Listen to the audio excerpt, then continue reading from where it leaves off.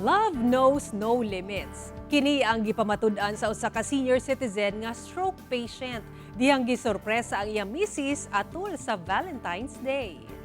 Sumala ni News Cooper Miranel Ramos, buot sa iyang 64 anyos nga amahan nga si Daddy Jonel, nga usa ka stroke patient gikan Plaridel, Bulacan, nga isurprise si Mami Mira ni atong Valentine's Day. Ang iyang plano, prank lang daw. Kunuhay, nagasakit ang iyang tiyan aron makita ni Mami Mira ang bulak nga gipapalit ni Daddy Jonel.